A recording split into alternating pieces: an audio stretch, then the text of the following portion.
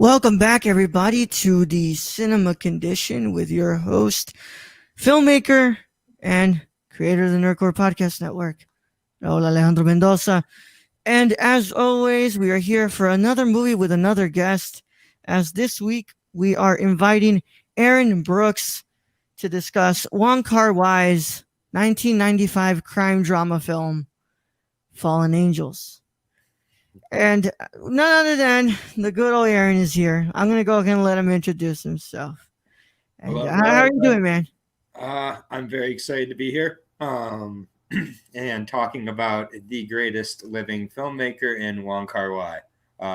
He is not only my favorite, but also the best, in my opinion, for so many reasons. We'll get into a lot of them today.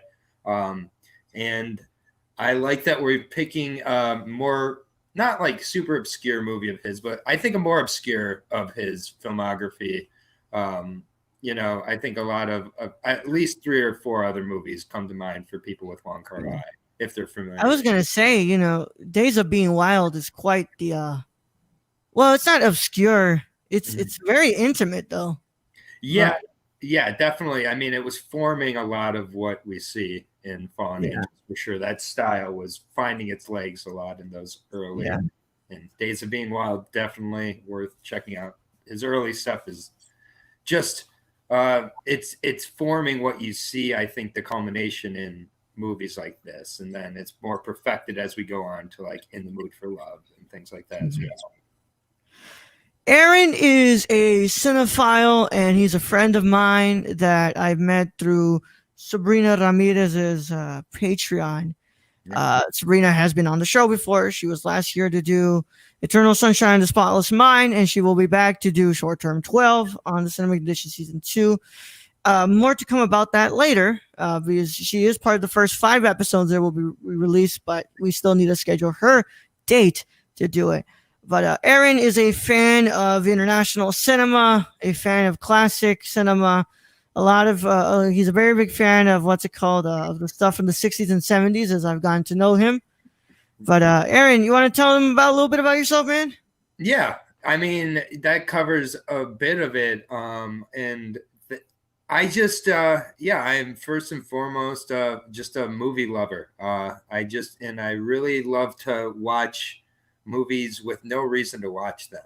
I just like to stumble across a movie and watch it. It doesn't have to be trending or being talked about on Twitter or whatever. Like, I just stumble across movies, and especially I am a business owner. I own my own dog walking and dog boarding company, and with the pandemic times, definitely business has been down. So I have had more time to watch a lot of movies. So this quarantine, I've caught up on, I can't tell you how many classics, and just it never gets old to see a great movie and just wonder where it's been your whole life. And definitely Fallen Angels for me was one of those. But yeah, I just love movies.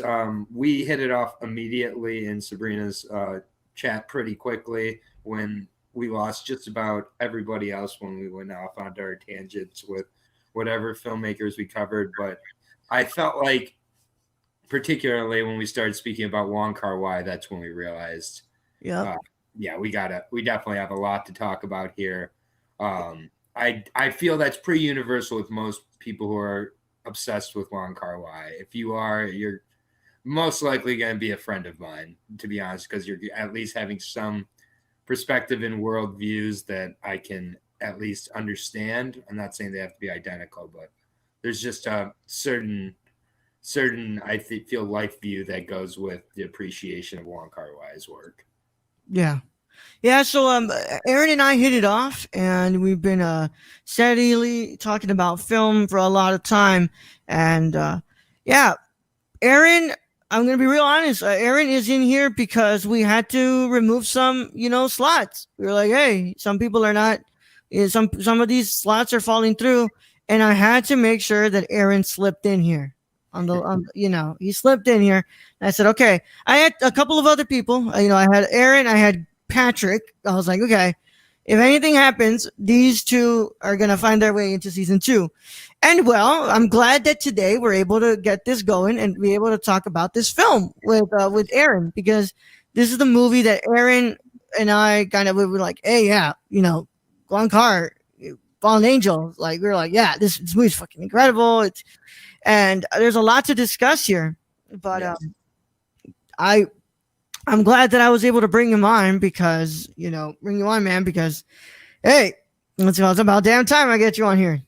Yeah, I mean, that is very fitting. I'm more than happy to fill in anybody who is familiar with me. If I have the availability to talk about movies I love, I'm going to do it at any point of the day, any point in the night. I mean, I was on a podcast last night talking about Short Term 12 at 2 a.m. So it's like, just you say the time and the place and I'll be here. So yeah, anytime you need me, I'm here. So I'm glad to be your fallen angel today. All right. Well, I thank you, man, because I cannot wait to discuss this film. But if anything, I can't wait to discuss the filmmaker known as Wong Kar-wai. And because this is the first film from Wong Kar-wai, that means I have never introduced the audience to the filmmaker known as Wong Kar-wai. So I've got my notes in here to go down. So I've got quite the paragraph of stuff that I'm going to read. I truly want to go deep and tell you all about Wong Kar-wai. So I'm going to go ahead and introduce you all to the director, screenwriter, Wong Kar-wai. Born July 17, 1958, Hong Kong filmmaker and one of the pioneers of Hong Kong New Wave cinema. He's known for his unique cinematography, atmosphere building music, and non-linear narratives within his films. He began his career by writing for soap operas, and there is a limited amount of soap operas you'll see, but Wong Kar-wai says he wrote pretty much almost like 50 plus, but a lot of them were uncredited roles for soap operas. But then he made his debut in 1988 with his first film, As Tears Go By. Yeah. As Tears Go By was not your conventional way at looking at the crime, gangster genre that was taking over Hong Kong at the time. He kind of brought an unorthodox way to it, and thus we were introduced to the filmmaker Wong Kar-wai and his style that would start to evolve. He goes after that, he goes more into unconventional personal stories, whereas following the genre that is famous at the time. And he continues his work in 1990 with his second film, Days of Being Wild. And then from there, in 1992, he does a wuxia film called Ashes of Time that was more so, along the lines of like the work that he was doing beforehand as like, assistant directors and stuff. And he was kind of like, hey, I'll take my crack at it. But, this is more so in a way of saying thank you to those who gave me a chance before and working with them during these types of films. But both of these films did not do well at the boxes, even though they were nominated for several Hong Kong Film Awards. Then, in 1995, he rises to prominence, international prominence, with Chungking Express. And with that is with his first time that he is, really gets up there in the international world, and he really has his name be cemented. But then it is until 1997 with Happy Together that he is nominated for the first time for Best Director at Cannes Film Festival. And then from there, of course, in 2000, he makes basically his masterpiece, In the Mood for Love, which he is not nominated for Best Director. He's not nominated for Palme d'Or, but Tony Chung wins the Best Actor for that film at Cannes. Yep. And then after that, in 2004, he continues on this trilogy of Days of Being Wild, In the Mood for Love, and he creates 2046. And it is a sci-fi kind of drama film and romance drama film. And he continues on with that. And he creates, in 2007, his first and only international film, My Blueberry Nights. And after that, of course, his most recent work is The Grandmaster, which has like 3 versions available to watch. But, I've never watched The Grandmaster. But once again, this is another one that was more of an homage and a thank you to those who allowed him to work on sets as an assistant director throughout his very like wuxia film times. And then, of course, we are eagerly awaiting the next film from Wong Kar-wai, which is supposed to be the fourth installment in this tetralogy, Blossom Shanghai. Yeah. And I'm very excited for that. I'm very, very excited. And that is the filmmaker Wong Kar-wai. I mean, the man is obsessed and in love with 60s Hong Kong, and they are usually the setting of most of his films. His movies are very grimy. They're very filled with neon and pastel lighting, and there's a lot of rain in a lot of them. But Wong Kar is probably one of the most influential filmmakers you will ever watch. He has taken a lot of influence from Jean-Luc Godard, Martin Scorsese, and the likes of other filmmakers. I mean, what's it called? There's a saying that they say, after Jean-Luc Godard, there is Wong Kar-wai, and then cinema stopped after Wong Kar-wai. Yes. That's it. There is nothing been coming after Wong Kar. We have yet to see anything that is beyond Wong Kar. Yeah. So, yeah. What was our first, Aaron, your first film that you watched from Wong Kar? Why? My first film that I watched from Wong Kar-wai was In the Mood for Love. I mean, it was just it's got to be his most acclaimed, critically acclaimed film, most widely acknowledged or widely known, and most widely available. And so, I watched this, and after it, I absolutely admired it. I was just blown away by it, but I definitely had some idea of who Wong Kar-wai was, but not exact. I had no idea what I was getting into once after that I went into Chungking Express, and then I went into Fallen Angels, and then it was a whole nother level of that he had hidden my soul, if I'm being honest, with those two. That really repainted how I viewed In the Mood for Love after I watched his other work. Watching In the Mood for Love alone without his other work is such a different piece of work for me than including the context of his other work. I've lied. In the Mood for Love was not my first film from him. Way back then, pre-corona times, I was in my production class, and one of our assignments was, hey, here are 16 lines of dialogue. You are only allowed to make a short or a feature film with these 16 lines of dialogue. Nothing else can be used. Only these 16 lines of dialogue are allowed to be used. And you need to create the film in the style of a genre or a director. And my group decided, it was a girl in there who decided to choose the filmmaker, the style of Wong Kar-wai. And I was like, I've never seen a damn thing from Wong Kar. Why? So I said, let me go ahead and get into this because I'm directing this project. Mm-hmm. So I went on Criterion Channel. I watched Chungking Express first. Wow. And then I watched In the Mood for Love.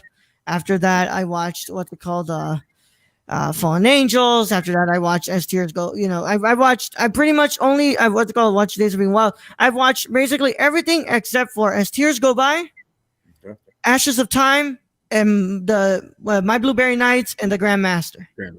Okay. Yeah, I've watched pretty much all the other stuff though. Mm-hmm. So sadly, that project never came to fruition because of the pandemic striking in March. So we could not do that project. We literally filmed the first 2 scenes, and that was it. There was nothing else that we got done. So it was a super incomplete film, and I never got to do it. And I'm kind of glad that it didn't happen, because now if I can approach the project now, I can definitely bring Wong Kar-wai's visual style. Back then, with just watching one film, nope. Yep. Nope. I think it doesn't really matter with somebody like Wong Kar-wai which film you start with then. Yeah. Because I started with In the Mood for Love. I was like, oh, if I would have started with something else, maybe I would have had a better idea. But I just think he puts his full self into all his movies, but I think you have to see more than one to get the full self still. Yeah. I don't think it matters which two you choose, though. I think you can choose two and get almost a complete view, and then from there you should see all of it. But yeah, that's interesting. Well, today we're not talking about As Tears Go By in the Mood for Love. None of those films. We're discussing his 1995 film, Fallen Angels. And, well, without further ado, let me go ahead and introduce to you all to Wong Kar-wai's Fallen Angels. All right. Originally, this film was going to be the third story of Chungking Express. But Wong Kar-wai felt that the film Chungking Express was already complete with the two stories that he already had involved in that film, and decided to develop the story of Fallen Angels for another film, for a separate film. Even though Wong Kar-wai does say you should watch Chungking Express and Fallen Angels together as one film. If he could have made a 3-hour film, he would have made Chungking Express as these two films together. But obviously, the man really does keep his movies at like 96 or 97 minutes. Like he never really kind of goes for like the 2-hour until Grandmaster. Yeah. But yeah. And he shot the film was shot mainly at night, and that was intentional. Christopher Doyle and himself wanted to shoot the film at night as compared to Chungking Express, which there's some scenes in the day. And of course, he used wide angle lenses to really get in there in front of the faces of his characters. And he does that really to show the detachment of most of these characters. But I was seeing a little bit of the technical aspects, and one of them was a 9.8 millimeter wide angle lens.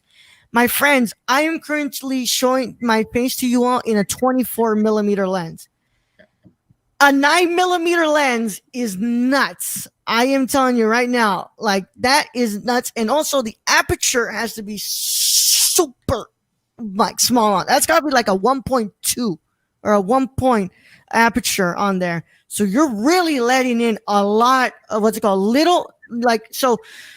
here's where I kind of go into the filmmaker.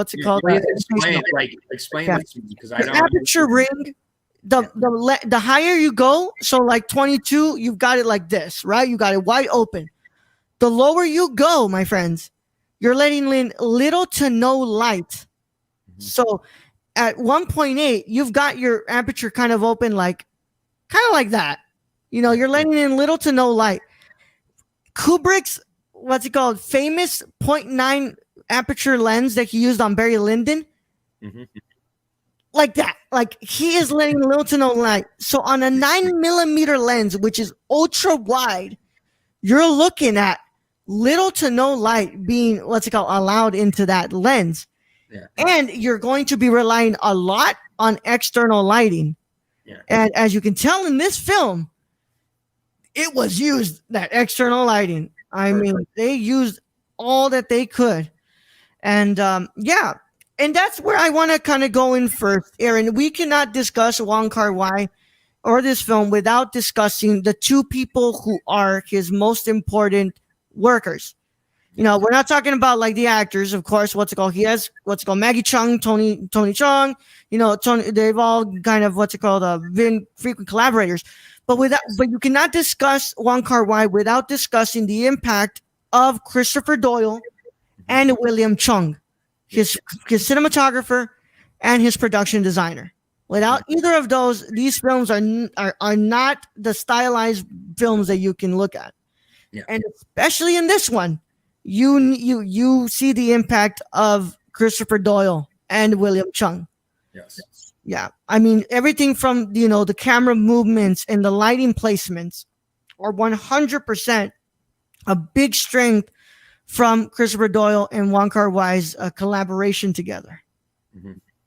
Yeah, this is one of the first times Christopher Doyle worked with Wong Kar-wai, I believe. Was Chungking Express the first? Yes, I believe Chungking Express was the first, but I may be wrong here because I think Days of Being Wild was. I don't think Christopher Doyle was there, but you can double check. But either way, Christopher Doyle, it's almost like you cannot say Wong Kar-wai without Christopher Doyle and William Chung. I agree with you 100%. And the fact that this is the first place we're going on this podcast just lets me know I'm in the right place, because I was like all ready to bring up Christopher Doyle pretty early on, and it's, you know, leave it to the director to realize, you know, that the cinematographer, the production designer, Christopher Doyle, an Australian cinematographer, the merging of cultures here, I think, is fascinating. I'm always fascinated by that. That's presented in so much of the work in Wong Kar-wai. There's so many shots of McDonald's logos, Coca-Cola cups, when it's like very interpersonal, like moments in the movies to like kind of merge that corporate globalized world in with this such intimate, personal, emotional aspect of the world that they're exploring. So for Christopher Doyle to really get that, and I just don't believe that cinematographer can truly do his job without a production designer that gives him the tools to present that. So William Chung also just, but I mean, William Chung really embodies and really brings to that screen the world of Hong Kong at that time. I mean, it's like Aaron is saying, the McDonald's logo, the what's it called, the rain, the feeling of the suffocation of the city is really, really presented because of William Chung's eye for the production design here, especially when we talk about the costume designs too. Yes. You know, you look at what these people are wearing, it's very reminiscent of 60s and 70s, what they call the Hong Kong. And, you know, it's important. I mean, this is what, when I talk about production, I tell you, and I know for before I leave, I kind of had to be my production designer because I didn't have a production designer. But let's go. For this, it is very important that you all always look at directors like Wong Kar-wai, because these are the directors who work with their DPs and their production designers. I mean, these are people who don't shut out their DPs and their production designers, and they are literally in there. Wong Kar-wai, you know, some people can do the whole like, oh, I'll work on my own. Like, you know, I'm going to start my job without even consulting my production designer. Wong Kar-wai does not get started on a single film of his without having William Chung there to help him out and to do his work.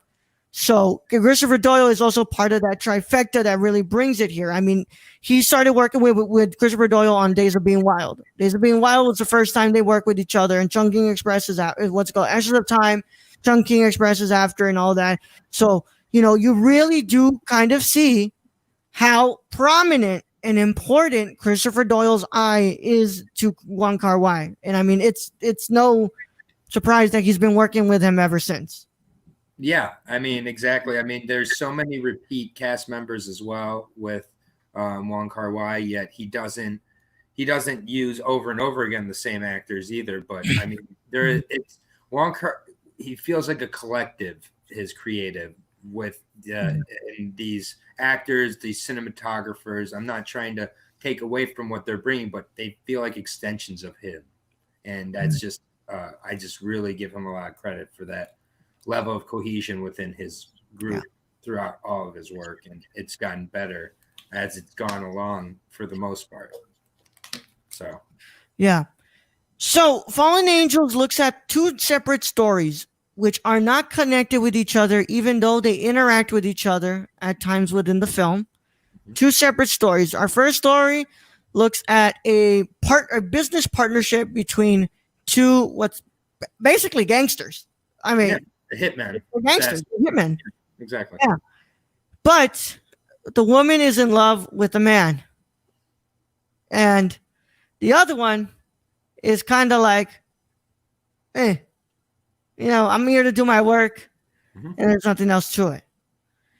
But as life goes on with them, things get a bit more difficult.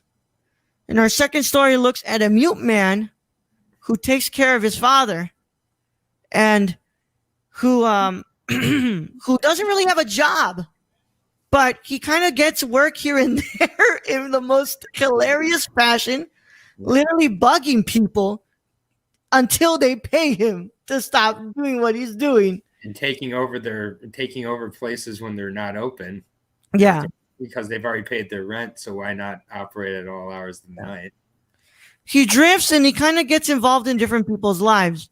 And we see the extent of what happens when he drifts into certain people's lives. And he falls in love with a woman who he'll never see again. As I would like to remind you all, I need to remind you all, sorry, these are the first 5 episodes, and I need to kind of get this out of here before we can go going. You are listening to this podcast as if you've already watched this film. And if there will be spoilers, I said that for the first 5 episodes, I will repeat this. And then after the first 5 episodes, we're done. What's it called? I'm not going to repeat this. I'm not going to repeat myself again. You are listening to this podcast as if you've already watched this film. And we are going to discuss this film as if you are part of this conversation and you've already seen this movie. So if you care about spoilers, then you might want to stop already, because I've already laid out a couple of things here. But if you don't care, then you can go ahead and keep listening. Either way, there is no spoiler warning here. There's a spoiler warning for the first 5 episodes. After that, I'm literally going to discuss these movies as if you've already watched them. But I thank you all either way for listening and stuff. But yeah. I want to go ahead and, of course, we've already discussed Christopher Doyle and William Chung. I want to talk about specifically the crime drama genre when Wong Kar-wai, attaches himself to this. Because this is a crime drama. It really is. But it's not a crime drama in the way that you think about it. That it's not a straight up gangster movie. It's not a straight up, Martin Scorsese type of film. It's nothing like we kind of see in the States. This is the crime drama is the backbone of the film, but this at the core of it, it's just a straight up drama and a romance film. Yeah. Wong Kar-wai kind of brings stuff like this to the table. I mean, our first story, we are introduced to basically a pair of gangsters, right? But there is something between them, and we kind of explore that more within the film, and it's always kind of fascinated me the way that Wong Kar-wai does something that a lot of filmmakers don't do, when you're talking about genre films. You never bring that personal, level to the film. You never kind of like, Scorsese is somebody different because, Scorsese, and he kind of brings that to the table sometimes too. But like, if I remember correctly, like something like, I don't know, Law Abiding Citizen, film that just came to the top of my head. There's no instance of actual personal value to that film in the way that you see in this movie. Like, there's no deeper conversation being had about life and love and the feeling of longing and yearning for something compared to the way that Wong Kar-wai does it. Yeah, and I think that's why you've seen a lot of his great movies receive little acclaim, little attention, little box office success. Is that these are much deeper movies. These do require a little more of a deeper level of thinking than just, I'm watching some gangsters fall in love, but they have to do one more job before they can go away together. Mm-hmm. Like that's not what it's about here. It's about it's about the denial of feelings of loneliness, the denials of feelings of affection, the ways we try to swerve around those, the male-female friendship or relationships, and how there's the inevitability of them getting blurred. And it's done in a way in this movie where it's not like woe is me, nice guy type of thing. It's just like if we get emotions involved, things are going to get complicated here. We have no emotions. They're both denying their emotions while they both have emotions for each other. While they're like, nothing's here. It's just but it's not as easily attainable, easily as graspable as we caught Jamie Foxx. He was secretly putting bombs in a tunnel underneath. Good thing Gerard Butler caught him, or whatever happened in that movie. I don't know, but it's just like, I just assume, I haven't seen Law Abiding Citizen, but I assume it was something like that. Long time ago, I do not remember that well. Let's go watch Law Abiding. Right, though, right? We're not talking about speed here. We don't have to keep a bus above 50 miles an hour. Let's watch it for 90 minutes. It's a little more depth. So it's a little bit more nuanced. There's a lot more being said in this film, and that's what's always interested me. And especially when I had to adapt this man's visual style, I was like, well, if I truly want to put myself in the hands of Wong Kar-wai, in the eye of Wong Kar-wai, I can't make just your what's it called, a gun 'em up, gun ho type of gangster film, crime drama. You kind of have to bring in this idea of love, of romance, of loneliness, of despair. There's an interesting conversation happening here about mental instability in here. There's a lot going on in this film where there's so much kind of being said, yet it is packed in so well tight. Nothing is kind of being left out. Everything is kind of being presented to you, but of course it's being presented to you in a very highly stylized film. And that's what Wong Kar-wai kind of brings to the table with these sort of crime dramas. You don't get a simple outlook, like grimy outlook of a gangster period. Like, no, it's very much the city is an effect of these people. You know, the city is a character. Hong Kong, and that's something I will always give Wong Kar-wai. It's kind of something that I always give Scorsese as well. New York is a character within Scorsese's filmography. And in this, what's it called? Hong Kong is a character within Wong Kar-wai's filmography, especially these crime dramas. Yes. Especially. So, yeah. And I'm going to go ahead and get you all teased up. So when we come back from break, we will truly dive into the deep bones of Wong Kar-wai's Fallen Angels. But first, I need you all to listen to a couple of words from our sister shows here on the Nerdcore Podcast Network. And we'll be back from break after these wonderful words. Sit tight, my friends. Hey, I'm Rolando Mendoza, and this is Jabril Newton. And we are the hosts of High Flyer Radio. And finally, pro wrestling has come back to the Nerdcore Podcast feed in the form of a show hosted by Jabril and I. And we talk about everything and anything in the pro wrestling world on Mondays at 3 p.m. Central Standard Time. Nothing's off limits. Whatever you guys want to talk about, it is from AEW to SmackDown to Raw to NXT. Nothing's off the table. We can talk about it. We're going to talk all about it. And if you can get it a day early, you should go to the www.patreon.com/thenerdcore and pledge to the tiers on there so you can get this show and a lot of shows days early before anybody else gets to hear it. But enough talking about it. We'll go ahead and see you there at the Squared Circle. Oh, yeah. Don't tap out. Tune in. Tune in. Hello, hello, hello, guys and gals, and you're listening to The Ladies of Nerdcore. I am your host, Daniela Nunez, and along with my amazing co-host, Ashley Garcia, we discuss many things like social impact, pop culture, political realms, and any controversy surrounding the Nerdverse. Tune in and listen to us bi-weekly on the Nerdcore podcast feed, and we will love to chat and hear your thoughts on our wonderful show. And thank you again for listening to The Ladies of Nerdcore. Hey everyone, my name is Raul the Nerdy Chicano, and I am the host of The Impaired Files. The Impaired Files is an interview show brought to you every Thursday on the Nerdcore podcast feed. And I interview people such as filmmakers, content creators on YouTube, and podcasters like Colton Geschwander. And if you want to listen to that early, a whole week early, all you got to do is go to the Patreon and pledge to the $1 tier. And if you want to listen to it with the general public, then go to Nerdcore podcast feed on anchor.fm/the Nerdcore. And the case is closed, but it's not classified.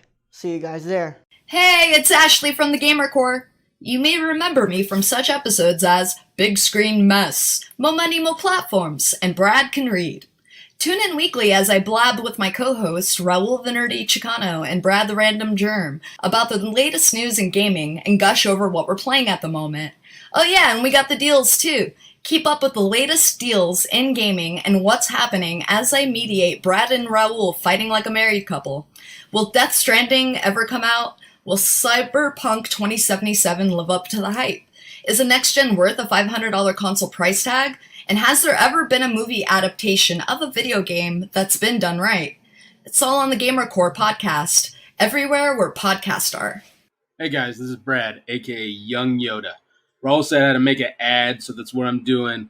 It's supposed to be for Unstructured, but as you guys know, you can freaking catch me everywhere when it comes to this podcast feed. You can find me on the Nerd Cores, on Gamer Cores, on Nerdy Chicanos sometimes when I get lost.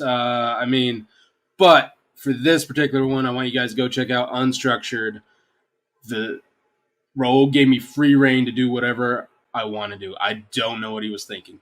So go hear me talk about LeBron James and Taco Tuesday, vaping, so many other freaking weird topics that chimichangas, that's a good one.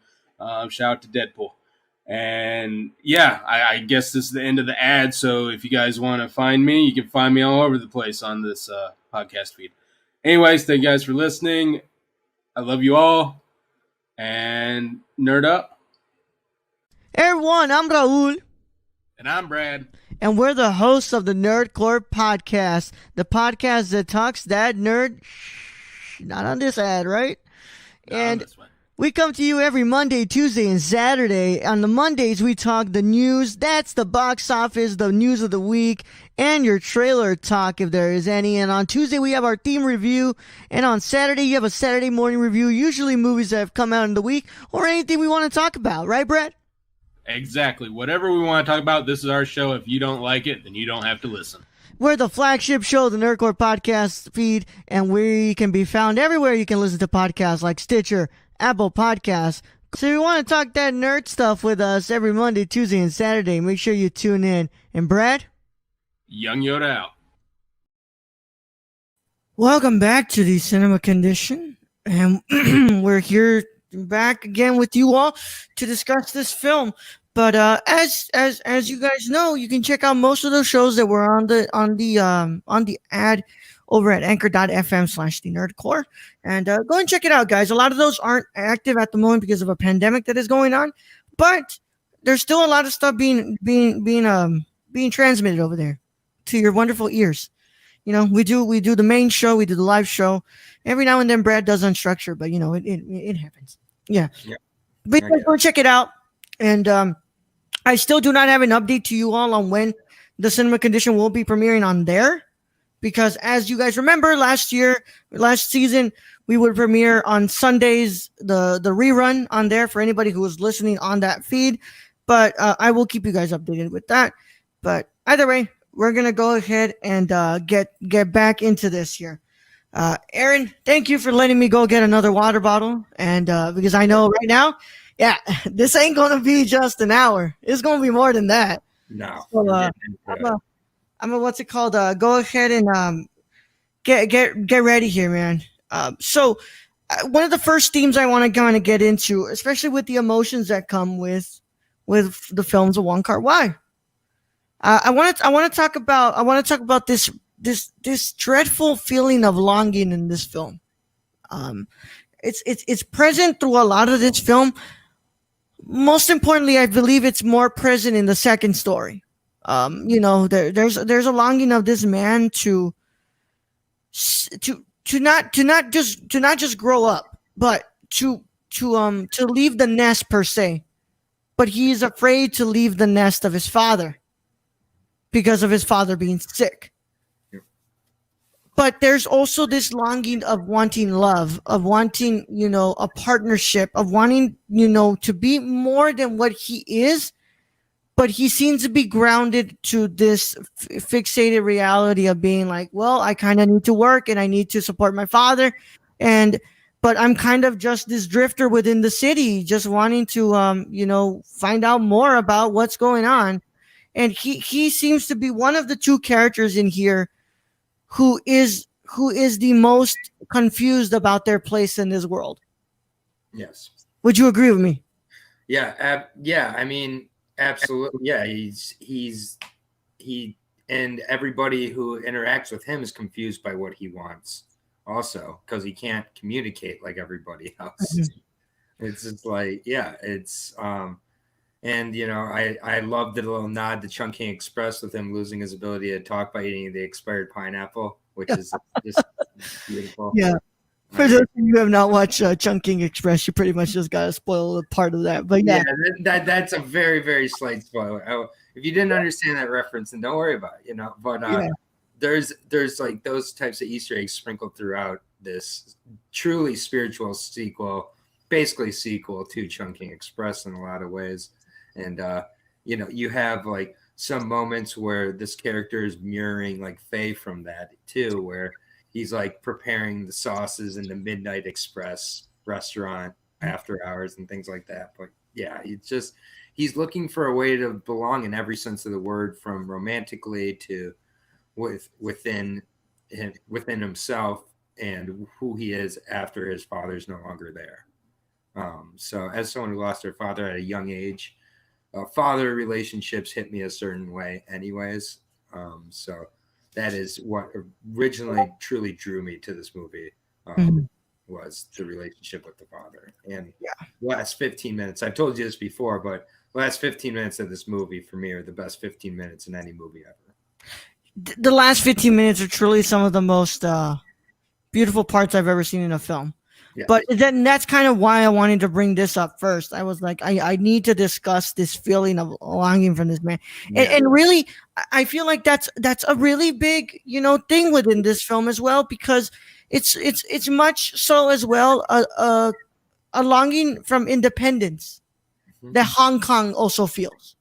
Yes. At this time, this is pretty much British Hong Kong. It's been it lost its what's it called its colonyship with British Hong Kong, with the British, because of World War II. It gets it back after that, and this is pretty much a city that feels like it's longing for sort of independence. It wanting to be independent. Obviously, if you guys know, that is not the case, because Hong Kong probably at this point will never be independent. It's now under Chinese rule.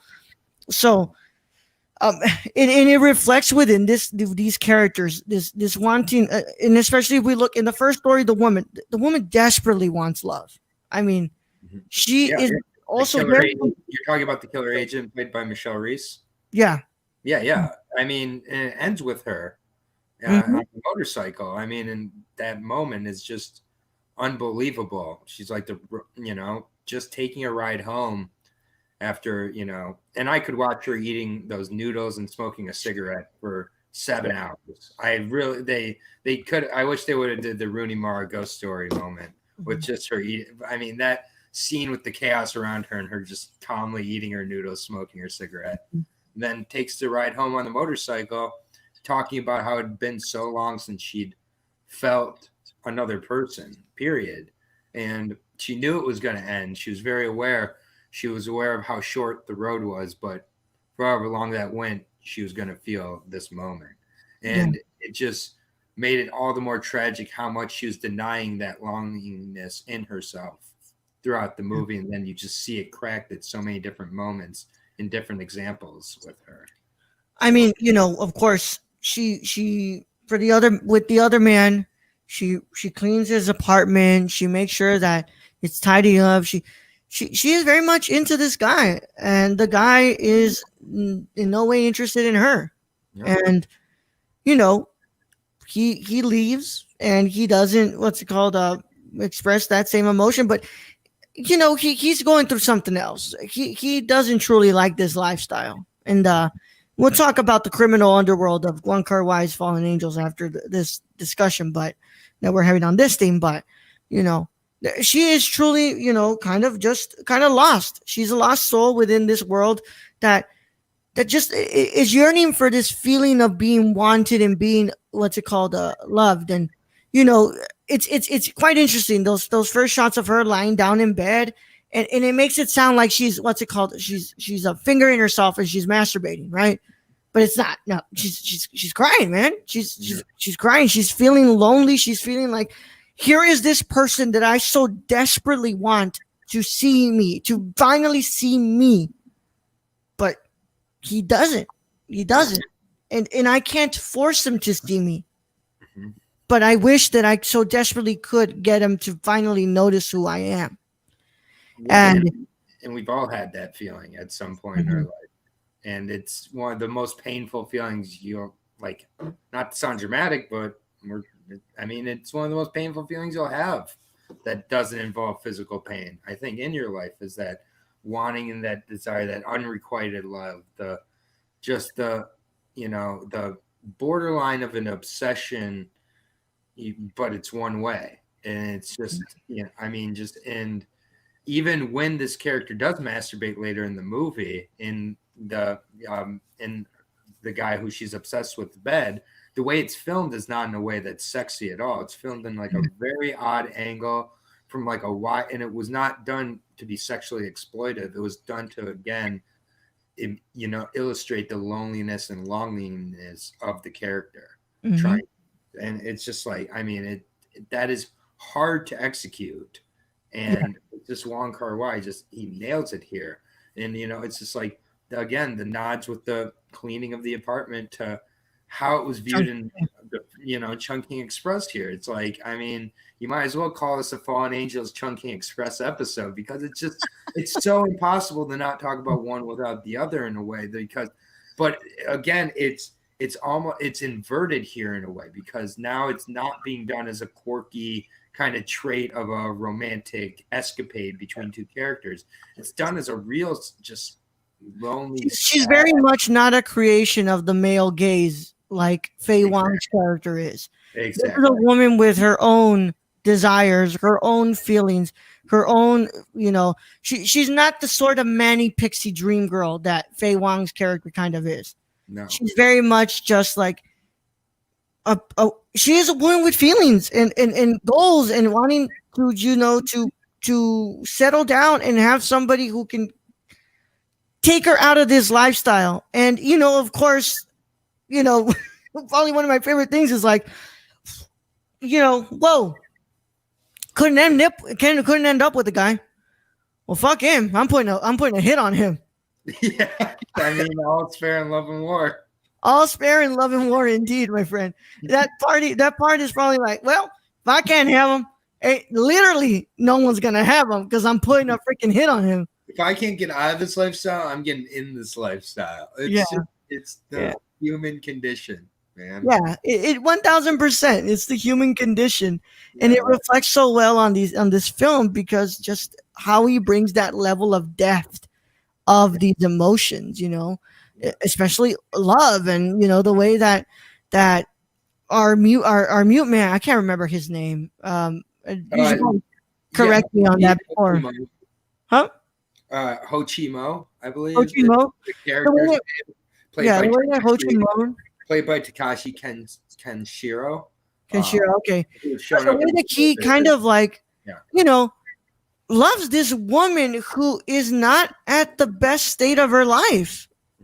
She's mentally ill, and she is also clinging on to the past of wanting to be with this man who left her for another woman. Yep.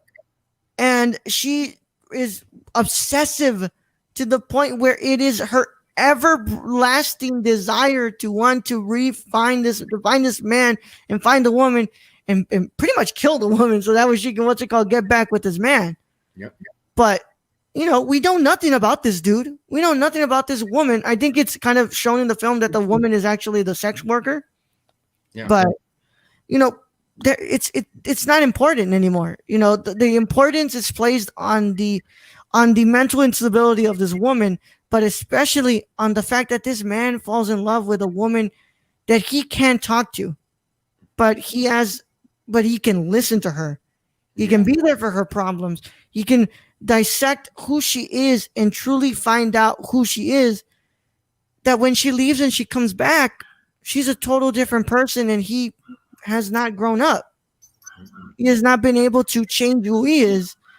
And it's kind of what leads him to say like, oh crap, maybe there is things I need to change. Maybe I do need to grow up, but there's something holding him back from growing up. And it's, the fact that his father's still sick and he needs to take care of him. Yep. Yeah. Yeah. It's just like, there's like, it's waiting for the tragic moment to happen before like beginning your evolution as a human. And that in and of itself is very, very sad and tragic. Is that it's waiting for a disaster to like create almost, or to evolve. Yeah. So then what's it called? Let's look at here. Like, I think my main final topic, I know what I wanted to talk about, but there's some other stuff I still want to talk about. The criminal underground in here, the criminal underworld of Wong Kar-wai's films. First of all, there's one of the most beautiful shots ever in a film to me. Our hitman, he's walking, our camera is following him, really kind of going down. And one of the trademarks of Wong Kar-wai himself, the step printing, the frame rate being reduced. And you're seeing him kind of go down, going right back up. And he's got his cigarette. And he goes into a room where they're playing, I think it's like dominoes. Yeah, or mahjong. I couldn't really tell. Mahjong, I think, One or the other. It was definitely. I think it was dominoes though. Yeah. And he opens fire. By the way, those of you who are thinking like y'all are making this movie out to be like not even gangster, like there's probably gonna be no violence. Oh, Wong Kar-wai does not hold back on the violence. It's there. It's there. He opens fire. The blood splatters onto the lens of the camera, and we see this world of some pretty terrible people. Mm-hmm. And even though they're terrible people, we connect with them in the way that they're presented as just humans wanting to, first of all, make money and live, but humans who want to, belong to a community, and they find that community within the criminal underworld of this film. What do you have to say about that, Aaron? Yeah, it's humanizing the entire world, and it just, particularly with the way the violence is portrayed in this movie with the step printing, I think is really effective in just showing that these characters are being affected by the violence as they're committing it. And it's just like for me it's like everybody who's involved in this is tragic. The people who want to maintain this lifestyle, it's at the end of the day, they're just wanting what kind of everybody wants in a way. It's just like to make money and be left alone, but they can't get out of their own way, and it's going to end up being their downfall. And it's just I think that it's not, the violence doesn't feel exploitive. The viewing of the criminal underworld doesn't feel exploitive. It feels very organic and human, which I don't think a lot of gangster movies do. I think a lot of gangster movies just kind of go the opposite way with it, make it a little bit cartoonish in some ways, or like not emotionally effective. And this, it's the emotions put first with these characters, and it's just showing them living, showing them drinking and smoking, and just it's like going to McDonald's and eating burgers and switching through that chaos. Yeah. They don't show them what's it called, sleeping with various women, like the sex worker who he goes and meets with. He just makes out with her. We don't see them, we don't see them seeing him hit it from the back or anything, We're just kind of seeing him just be himself. And like I said, it's crazy how, like the criminal underworld presented in American films as in here, this violence isn't glamorized at all. It's kind of ugly. It's not sexy to look at. It's stylized. Don't get me wrong. It's stylized, and because of that, it's visually pleasing, but it's not sexy. It's not romanticized. It's not glamorized. It's kind of like, this is what it is, and this is ugly to look at. And if you look at this and think like, oh, this is beautiful, I want to be a gangster who falls in love with his business partner. Like, no, that's not what this is at all. Yeah, and he even like has the moment that like you feel like would be like, in any movie, like coming of age movie almost, where he runs into his old high school classmate, the killer, on the bus, and starts talking about, oh, what are you doing? I'm the top insurance agent in all of Southeast Asia, and like blah blah blah, and like he has to like kind of dance around what he does and hide what he does, and he talks about how he's so tired of hiding who he is and what he does from people and having these same conversations, and all he wants to do is be normal. And it's like, wow, this guy was like killing people all the time, like, this gangster, and all he wants to do is just be normal and left alone on the bus, where he can hand someone back a business card that gets him to just leave him alone for the rest of the bus ride and not ask him more questions. And like instead he has to form this whole fake identity where he has a picture with his black wife that's not really his wife, but it's just a picture with a black woman, and like that's a whole like interesting decision there. And he formulates a fake family so that he doesn't have to answer questions. It's just, like all these things. It's like, that's not gangster. How is that gangster? But it's like, this is what this gangster has to do just to how far you have to go to hide your profession, because deep down you are ashamed of what you do. And he straight up says it. I am lazy. The only reason I kind of work in this is because the work is done for me. I don't have to do anything. I just show up with my guns, kill a couple people, get the money, and leave. I don't have to make decisions. It's simple. I like not making decisions, and that shifts as the movie goes. And he revisits that line, and it gets shifted at towards the end of the movie. He starts talking about how he's getting used to making his own decisions now, and like not needing everything so set up, maybe. And like there's that again, it's like the most hopeful motorcycle ride in the world at the end of that movie. Like you really have so much hope for those two, like which is probably a fool's game, but yeah. It's and once again, it's beautiful the way that the camera is literally like right there in front of him. Camera is as close as it needs. Wide angle lens, yet it's so close. Yep, it's different. And I'm starting to feel like we really do need to do the chunking episode maybe this season. I might have to make an extra room for you because it's interested in the way that in Chunking Express you have these very long lenses where we feel close. But the camera is far away from these locations. We have these long telephoto lenses, kind of making us look as the observer. And here we feel like we are right in front of them. We are literally observing the detachment, which I think is very interestingly one of the aspects that people end up feeling averted to and uncomfortable with about this movie. End up criticizing about this movie. I'm like, that's such a huge aspect of the brilliance, and that feeling that it causes you to have is intentional.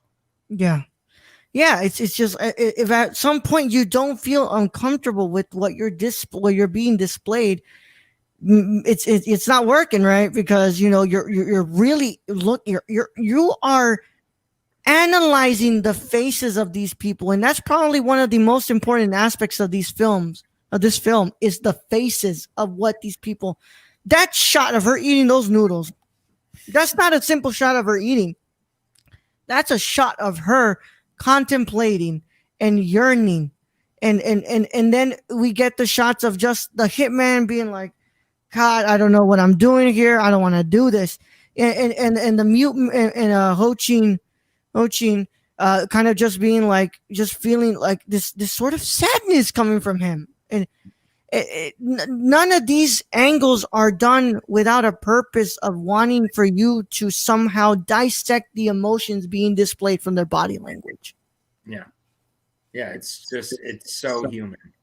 Yeah, it's so very human.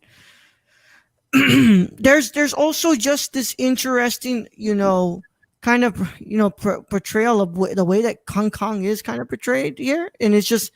Once again, I kind of go back into it. It's suffocating to walk through this city with these characters. And I don't know how suffocating this will feel when we get that World of Wong Kar-wai box set, because the aspect ratio it was re-edited. And it's being said that was the original aspect ratio that Wong Kar-wai wanted to work with. So this film's going to be a little bit different when next year in March, when we get to watch that new edit of Fallen Angels. So even in this one, where we have pretty much a pretty open aspect ratio, it feels very suffocating. Like we have that shot of our hitman riding on the taxi as he's going to his first killing, and you're just looking at the city and its neon lights and the rain, and you feel like, dude, I feel so congested here. I can barely feel like I could walk here. Yeah. And in the way. That is kind of what these characters are feeling too. They cannot feel like they can be who they need to be, and they feel so, suffocated by their lifestyles and what they feel they need to do. Yeah, it's so true, and it's just like to be able to, as an audience, this gets said a lot, but Wong Kar-wai movies are not exactly about the narrative. They're experiences. Mm-hmm. They really, really are. I mean, like they don't hardly ever end on like a concrete note. They always end on kind of an ambiguous, like, this is where we're stopping it. You can imagine the story continuing just like you can imagine the story before it's presented to you. This is just part of the timeline of the world it's in for me. So it's just like to have the experiences of the characters as they're having it because of how it's filmed and how it's being portrayed. It just shows the effectiveness of the direction to me, because you are feeling what these characters are feeling when they're feeling it. I mean, even when we're going through the videos with the father and him watching the video, you feel how he's feeling watching the video.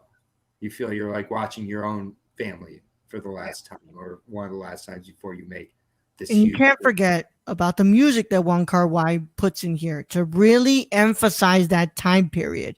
Yeah. I mean, one of my favorite tracks is the first killing track. Yeah. I don't know a damn thing that they're saying because it's in Cantonese, but I always remember, "'Cause I'm cool. 'Cause I'm cool."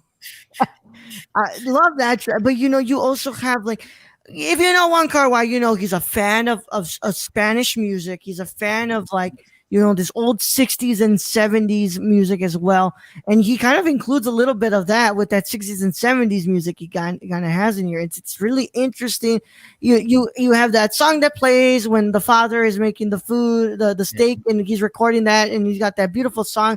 But you've also got that painful song that plays at the bar when the hitman leaves and the woman is listening to it on the jukebox. Yeah. And it's like basically saying, leave him. Let's go. Forget about him. And that's in these music. It's not just music. It's sort of a leitmotif. Yes. It's needed to present these emotions that are present within these characters. And I feel like a lot of these songs have a lot of, like, our specific themes for these specific characters. Yeah. It's just perfect. I mean, yeah, and. From start to finish, every single song. The first with the killing song, as you mentioned, right to Only You to Take It Out. I mean, with that motorcycle ride, that Only You, it's just like, it's perfect. It just it elevates the emotions. It never distracts from the emotions. It never distracts from what's going. A good soundtrack or a good score will never, one up its visual narrative. No, it will always be part of the visual narrative, and it will always elevate the narrative. Yeah. If you're watching a film where you feel like the music is more important than the film, it's not done its job. Yeah, it wasn't crafted right. Yeah, this definitely was. Yeah, it's just the soundtrack. It's one of my favorite soundtracks ever. Fuck yeah! It's amazing. And I just love the merging of cultures. Again, I'm such a fan of cultures coming together to create just art. That is when cultures are at their best. And it's just the Australian, cinematographer working with the Chinese director, screenplay. It's just like, it's beautiful. It's like it's the world.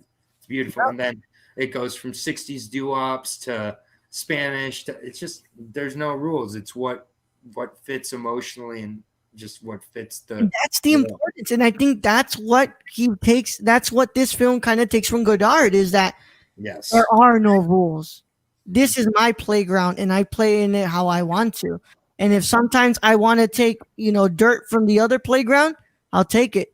But I'm going to make from this playground what I need to make of it. And I think that's why this is such a unique crime drama compared to other films. Yeah. Is there anything else you want to bring up before we get into this final topic that I have here? Other than that, I can't wait to come back to talk about Chungking Express. Because we're going to be getting that in at some point. I can't wait because this isn't a complete conversation. This is part one. It really is. So I'm not trying to jump ahead or produce the show, right? But it's like I can't help but feel this is not gonna. I'm going to be longing for the completion of this conversation. Yeah. Express, but honestly, no. I love how much of this movie, and maybe this is kind of weird to say on a podcast, can't be verbalized, can't be kind of deciphered exactly. And I think I'm realizing more and more as I'm trying to talk about this movie how much of it can't be said. It can only be kind of felt and experienced in a way. And I just think it's such a powerful movie. I've watched it endless times, and there's just so many parts of it I love, and it is just one of these movies that every frame is a painting in it, and you can just pause it and observe and just be marveled. And we'll go from black and white to these kind of muted different colors. It is just so different than any other movie in my pantheon of my favorites of all time, honestly. And I admire Wong Kar-wai really going for it with this movie in 1995, where he was at in his career at this point. It's just, you can tell he really cares about what he makes. It's like there's nothing that's not important in this film. That there's nothing that's not an important shot. Even the simple shot of following the light on a jukebox feels important. Yes. Yeah, the McDonald's signs are always important. Yeah. The French fries, just everything. I mean, this movie is just everything to me. It is just like, it moves me emotionally like no movie I've seen, no matter how many times I see it. I mean, I again saw it today. I was like not in a mood to be emotional at all. And by the end of it, I mean, shit, here comes those tears. Yeah, that last 15 minutes, again, I've just never seen anything like that. As an individual who lost their father I was 3 years old when my father died from a brain tumor. And I have had a longing my entire life to have that father, son relationship. I really have. And even though I didn't have it, I somehow recognize in all these movies when it's bullshit. And it feels like the most genuine father-son relationship I'd ever seen. When he's lost at the end I am feeling everything that character is feeling. And I don't know how Wong Kar-wai is able to do that. But it's just the magic of cinema, my friend. It is the magic of cinema. Yeah, it's just like the longing of losing memories and the fear of losing memories and the fear of those memories being distant, and realizing no matter how, you are always a moment further away from that memory that you're attached to, and the tragedy of that's just inherently baked into life that we just spend so much time not thinking about. But this movie, it just shoves it into your face with a wide angle lens and close up, like the whole direction. It's like, yo, you're gonna fucking think about this. There's no choice. And if you're not thinking about this, that's the only way you won't emotionally be moved by this, in my opinion. Because it's just, when he says, "I'm never gonna taste my father," steaks again, but never forget how they tasted. It's like, my father never going to cook a steak for me again, but I'll never forget how it's tasted. It's like, apply whatever your steak is with your person you're thinking about at that moment, and it will wreck you. And it will just make you realize how sad and just melancholy this life is. And but it's done in a way that is so full of energy and life. It has just the most subtle but loud way of presenting melancholy and loneliness and yearning, unrequited love, all these things that so many filmmakers just trip over their fucking dick trying to portray, and it just takes you out of the movie and makes a movie like, it's headed till the third act. It's like there aren't any acts in Wong Kar-wai movies. It's just a movie. There's no acts. It's just life. Yes, exactly. And that's why life is definitely not linear. No matter how much it's not. And that's what helps these films. I don't think you can have a Wong Kar-wai film without it being somewhat all over the place. And that's not a bad thing to say, because when it's expected to be all over the place, it's how the story is supposed to move. If your film feels like it's all over the place and it's not supposed to feel like that, then we've got another conversation to have. But and that's why it's so important. I look at this interesting. Excuse me, don't want to burp into the microphone. We have this interesting relationship between what is lost, but what is gained in this film. And if we want to look at our character specifically, we lose a potential partner with the hitman. The hitman loses a potential partner. He loses a profession, but he gains independence. He gains a life that he will soon be happy about. He will soon not be ashamed to say, I work in this. Maybe he'll actually be able to find a wife and not have to pay a woman $30 to pretend to be his wife, so strangers that he doesn't care about think about him anymore. Yeah. And with that, we feel like we can finally breathe for once. He can finally breathe for once. He can feel like this is not where my life needs to be. I cannot continue my life in Hong Kong like this. He said he was going to move to Shanghai, right? Yes. Yeah. He moves to Shanghai. He feels like he can breathe, and he feels like he can restart a life where nobody knows him. And the hit's still going to be on him, but, what's it called? He at least feels like there will be something else to pursue over there. Yeah, and even if he ends up dying, this is why it's like they didn't have to play it out and be like, he got to Shanghai and he couldn't escape it and he died. And we're going to end with, a pan out of his dead body as we play like some Kenny G or something. I don't know. Like, so I'm not sure. I'm not like, but you know what I'm saying here? Like, they didn't have to fully play it out. That's not the point. The point of it is what you said. He has hope. And that is what he was longing for at the end of the day, at any point in his life, was to have the hope, to have the pride. Even if the pride, nothing lasts forever. Everything's temporary at the end of the day in this life, including that hope. So if that hope dies in the next moment after the scene cuts, it doesn't even need to be shown, because what is, I think, important for Wong Kar-wai to explain and express there is that he's getting that sense of hope, that sense of somewhat of control, somewhat of choice, not having someone set it up for him anymore, his decisions, but making his own decisions, which is something at the beginning of the movie he talked about how he didn't want. And by the end, he realizes it's what he needs and wants. Like character progression. Truly. And the woman, well, she loses a potential partner. Mm-hmm. She loses the love of her life that she believes is the love of her life. But with it, she gains a new outlook at life. She gains another hope, a hope that there is something out there for me. Yeah.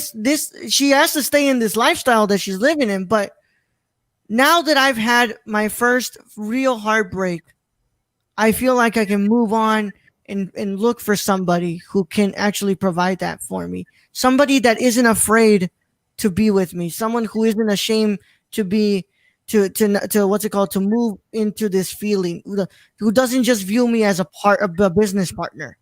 Like, I can truly find someone who it feels nice to hold them in my arms and not feel like I might lose you tomorrow if the job goes wrong. Yeah, exactly. Mm-hmm. And obviously he finds that in Ho-Chin, and she finds that in Ho-Chin. And then, the sex worker, she kind of just, what's it called? I don't think she gains peace of mind. I think that she just, she's kind of just realized that this guy was never going to clean his act up. I kind of just kept thinking that this guy would come back to me, and maybe I would kind of fix my shit too, but I'm not. Yeah, that was just really an examination of two people waiting to improve each other until the other person came to them, and it's just like, that's just like, it's like a toxic plus toxic doesn't equal healthy. Nope. It's more toxic. Yeah, it's not good. And of course, Ho-Chin is probably one of our toughest ones. What's it called? That he loses the love, a woman that he falls in love with. He loses his father. Yeah. But I think he's the one who gains the most. He gains independence. He gains hope for life.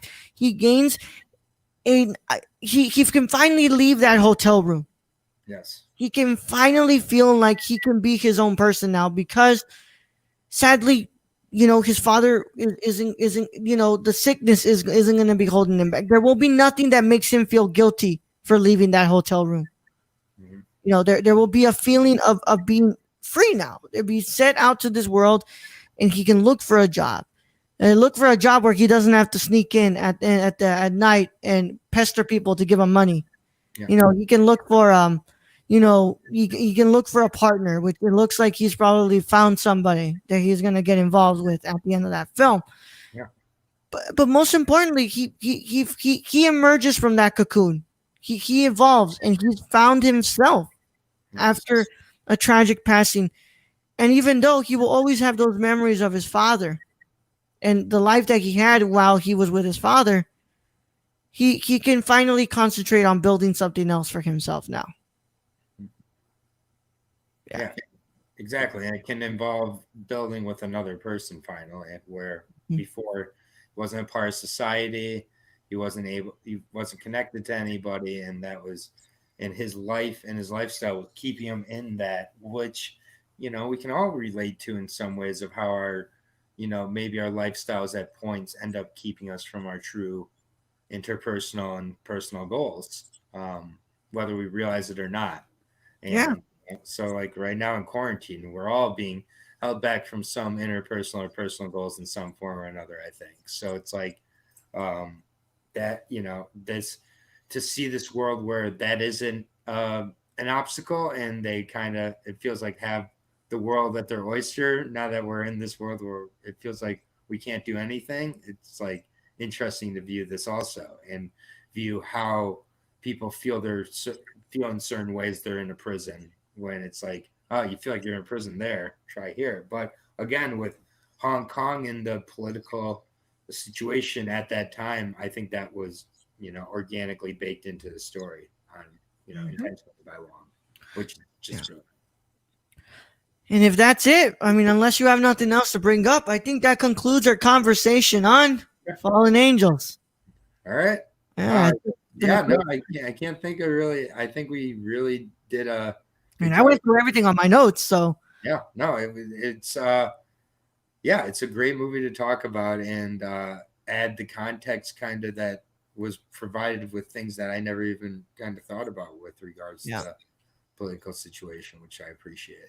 Yeah, so it would be interesting to revisit this in March when the new re-edit comes out, and we see it in the original aspect ratio that was supposed to be created in, and we see the coloring that was originally planned for the film. So I've seen the trailer for the new edit. God, it looks beautiful. I mean, they've done some. I already got my pre-order, and you already know, so my pre-order's in. They've done some beautiful work on these restorations. I mean, I am amazed, and I mean, you expect this when Wong Kar-wai is supervising the restorations.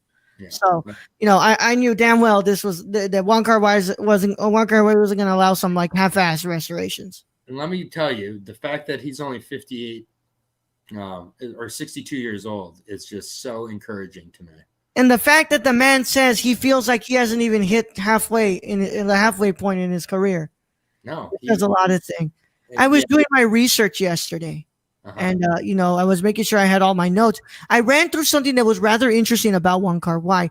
He took over Ridley Scott for that Gucci film that Lady Gaga is attached to.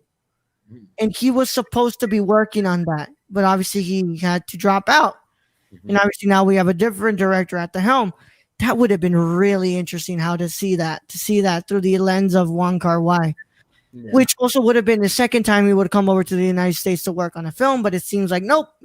I truly believe that when it comes to Wong Kar-wai and you know, directors like Bong Joon-ho as well, I think unless the script calls for it, they're not coming back to the United States to work. Yeah, I do think their work both suffers when they've tried to come over here. Wong Kar-wai, I did see My Blueberry Nights. My Blueberry Nights, and it's gorgeous. You see the cinematography work, you see the direction, but when you hear these words, this dialogue said by Nora Jones, said by Keira Knightley or Natalie Portman, whichever one it is, I think it's Natalie Portman, sorry. It loses a little bit of it, you know. Yeah. Even when I recited like I'll never have my father make a steak for me again, but I'll never forget how they tasted. Doesn't quite work as well when it's me saying it is when it's in the language. Yeah. Takashi. Yeah. Yeah. It's like imagining a Jean-Luc Godard American film. Like, Yeah. ugh. It's like it's weird when you heard Jean-Luc Godard speaking English. Yeah. Yeah. It's like, No, I don't want to hear you speaking English, dude. So Go back to French. Yeah. So I mean, continue the 2046 story, please. Mr. Kar-wai. I can't wait. Well, I'm so looking forward to it. I'm so looking forward to it. You can watch Fallen Angels on the Criterion channel, or you can pre-order the World of Wong Kar-wai box set and look at that new re-edit. These films, these restorations are available to watch on virtual cinema at the Film at Lincoln Center, and they're going to be there for a bit. And I recommend, I have not done that because, quite frankly, I'm broke. But, you know, I have looked at the Chungking Express and I have wanted to rent it and also Fallen Angels and see these new re-edits. But I think that I owe myself a little bit more to see it on my 4K player on my TV straight from the disc and not being compressed through the internet connection. I can be patient to wait for the release of World of Wong Kar-wai. March 23rd. Yep, March 23rd, 2021. And of course, Aaron, you're not done here yet, man. We got you on the hot seat, baby. Yeah. Who are you gonna piss off? AKA, what film will you be choosing when you return next season for Cinema Condition Season 3? I'm gonna cheat a little bit here because I'm gonna just gamble and see somehow there's gonna be a bonus Chungking Express episode. So I'm not gonna waste my pick on my genie pick on Chungking Express. Actually, I'm just gonna play a little gamble here. I've been going back and forth between a few different selections. Am I allowed to say those, or should I just make my choice and not spoil maybe some? Just make your choice, because then if you want to pick that for an extra pick next season, you don't want somebody to possibly steal it from you. Okay, perfect. So then I'm just gonna go with. I'm gonna do it. You know, I'm gonna go with Wim Wenders' Paris, Texas. All right. I am a huge Wim Wenders fan. This movie is, this is a special movie to me. I saw it for the first time this year. I have not been able to revisit it yet. So I'm actually really looking forward to revisiting this movie when the time comes.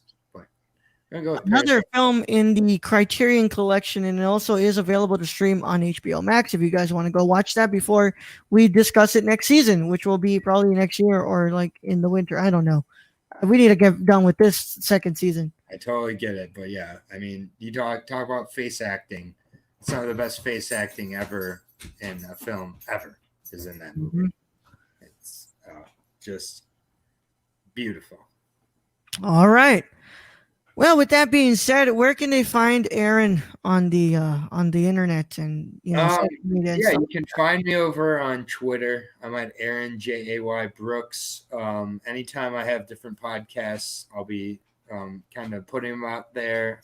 So I cover a lot of television shows so far. I've covered Dark. All right, that's Chico saying goodbye as well. Yep. But I've covered a lot of different television shows with my brother. The particular two that I'm particularly proud of on there is Dark, which is a German time travel Netflix television show. If you're into crazy time travel, mind bending, just wild philosophical conversation, all the above, this show is for you. It's Dark on Netflix. 3 seasons. We covered all the episodes there. Digesting Dark is the name of that. And then we just completed season 4 of Fargo on FX, which I liked quite a bit.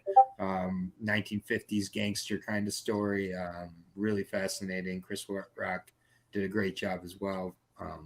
Digesting Fargo. So those two on any podcast catchers, but Aaron Jay Brooks on Twitter. I'm slowly trying to actually form a real Twitter game, getting up to double digits on some of my tweets now. Yeah. So, that's just the beginning. But yeah, I'm around. And we're on Letterboxd because Aaron does something that I wish I could do. He does like deep dives with directors, and he'll be like, okay, I know you said you were wanting to do John Cassavetes next. Yes, I'm currently just began saw my first John Cassavetes, which was Killing of the Chinese Bookie. absolutely loved it. And I'm Chico. Relax. Chico loved it too. Yeah, Chico knows that it's the end of the stream here, and he knows it's dinner time. But yeah, I mean, my letterbox is Incubrooks, INCUBROOKS, and you will, if you're following me, I will be on the kind of friends recent activity pretty much every day, and it will go all over the place at times. Other times, I'll go directly through a director's filmography and watch all of his work. So, but yeah. Incubrooks over there, INCUBROOKS on the Patreon over there, which I don't even know what that means, but I pay to basically be on Letterbox for some reason to basically support the site. And then, yeah, of course, Sabrina Ramirez's Patreon page, very, very active member over there too. So if you want to talk more movies with me, join our Patreon and join the film club, because then you can hear me talk about Wong Kar-wai every week. Sick. That's all it. right. And with that being said, as always, you can interact with me on Twitter and Instagram at the Nerdy Chicano. You can visit my photograph, my portfolio site at raulamendoza.com, and you look at all the stuff that I'm working on, whether it's film or photography, or you can look at stuff that I'm in with podcasting and stuff like that. But as always, I want to thank you all for coming by and listening to another episode of the Cinema Condition. Patrons, of course, get this available to them early, and it's currently streaming live for patrons early. And patrons are the only ones who will have access to the video version of this. So guess what? Patreon at the $1 tier is kind of the sweet spot to be if you want to see our faces and stuff. Yeah. And if you want to see Chico in the background too, Yeah, exactly. And apparently Chico could not wait 2 more minutes to start, I'm glad he didn't do this the whole podcast though. Yeah. He knows once he's heard my plugs before, so he knows, he's like, okay, we're wrapping it up. Dude, how many times you need to plug it, dude? Just stop. And yo, Dark's been over for a minute, dog. You gotta let that one go. We're up to number 5 on the Apple's TV podcast list for 1 week with that one. So it's like it was like we're done. I was a real podcaster. Anyway, man. I really I'm looking forward to the next time we're on, and keep doing what you're doing, Raul. This is awesome. Thanks, man. And as always, we'll catch you guys on the next episode when I bring back Charlie Jones to discuss Jose Garcia Berlanga's El Verdugo, the Executioner. And watch your movie, guys, and we'll see you guys in the next one. Peace.